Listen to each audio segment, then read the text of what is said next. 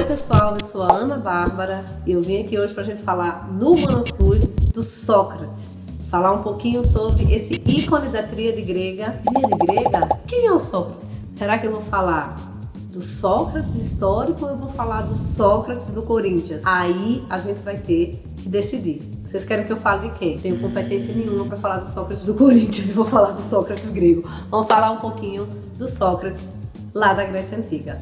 Vamos embora? Sócrates, filósofo grego, que permeia aquela treta, né, o personagem principal entre a história e a filosofia. O pessoal da história fala que o Sócrates não existiu, que ele é um pseudônimo do Platão, enquanto que o pessoal da filosofia, nós defendemos que o Sócrates existiu. Ou seja, você vai ficar aí no meio dessa treta e vai escolher o seu lado. Pessoal, vamos falar um pouquinho sobre Sócrates. Sócrates, filósofo grego, ele é a cabeça da tríade socrática, né? A tríade socrática, Sócrates, Platão e Aristóteles. E hoje a gente vai falar um pouquinho sobre Sócrates. Na realidade, hoje a gente vai falar um pouquinho sobre o livro do Platão, em que o personagem principal é o Sócrates. Vamos falar sobre a Apologia de Sócrates. Esse livro fantástico que vai ser um ícone para a nossa contemporaneidade, principalmente porque ele fala sobre um julgamento. E nós vivemos numa sociedade em que a justiça, ela é sim uma das instituições mais importantes da nossa sociedade. Então vamos falar um pouquinho sobre isso. O livro A Apologia de Sócrates, escrito por Platão, é dividido em 3 capítulos. Nós temos a introdução, nós temos o julgamento e nós temos a despedida.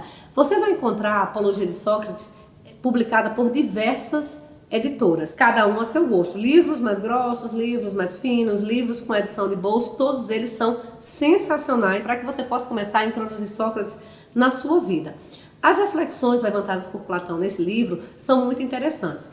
Vamos falar um pouquinho do contexto da obra. Sócrates, filósofo grego, que tinha como muitos de seus alunos jovens da sociedade grega, não cobrava pelas suas aulas e gostava de dar essas aulas em lugares abertos, em lugares em que eles podiam debater livremente. Sócrates é um entusiasta daquilo que nós vamos chamar de debate. Então, até hoje, quando a gente tem uma ideia que a gente quer debater, a gente está fazendo um processo do quê? De reflexão socrática, né? A gente está fazendo um processo de investigação socrática. Aí Sócrates, ele acaba sendo acusado pela sociedade grega, por alguma parcela, né? Alguns da sociedade grega, de estar fazendo o quê? De estar corrompendo a juventude, criando novos deuses, desfazendo os deuses antigos. Sócrates é levado a um julgamento público por essa parcela da sociedade grega. De um lado está Sócrates se autodefendendo porque ele rejeitou qualquer tipo de advogado, mesmo tendo sido ofertado a ele pelos seus alunos. E do outro lado estão os 3 acusadores, os promotores, entre aspas, públicos da época, Meleto, Ânito e Lico. O que acontece durante esse julgamento? Sócrates debate e todas as vezes que é acusado de alguma coisa, dentre as 3 acusações que eu citei para vocês, ele consegue se defender mostrando que todos aqueles argumentos são falhos e não se sustentam por si só. Resumo da ópera, ou resumo da obra, Sócrates vence o debate, mas perde a vida. Sócrates publicamente mostra que os argumentos de Meleto são insustentáveis, porque Ânito e Lico estão ali de assistentes da promotoria, mas tudo aquilo que Sócrates diz é levado por eles a uma interpretação que já estava pronta. Ou seja, é uma tragédia anunciada. Se você já ouviu essa expressão, então agora você conseguiu colocar ela dentro de um contexto.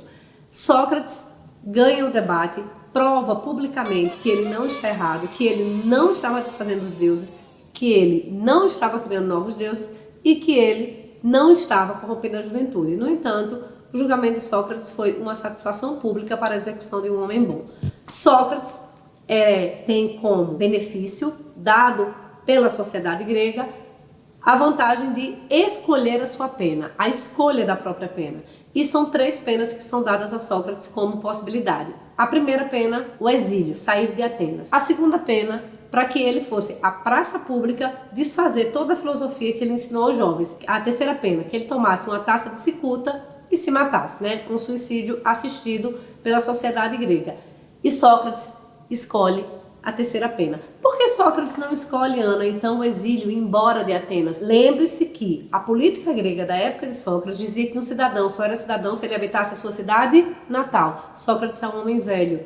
Ele, saindo de Atenas, pode ser pego no meio da estrada e se tornar um escravo, e para qualquer cidade que ele fosse, ele seria tratado como um estrangeiro, um homem menor, um homem com menos direitos. Outra coisa, por que Sócrates não escolheu ir para a praça pública, desfazer da filosofia, de tudo que ele ensinou aos jovens, de tudo que ele disse? Porque ele acreditava no que ele ensinou, ele acreditava na filosofia. E é essa defesa de Sócrates que faz com que esse conhecimento chegue até nós com a qualidade que chegou.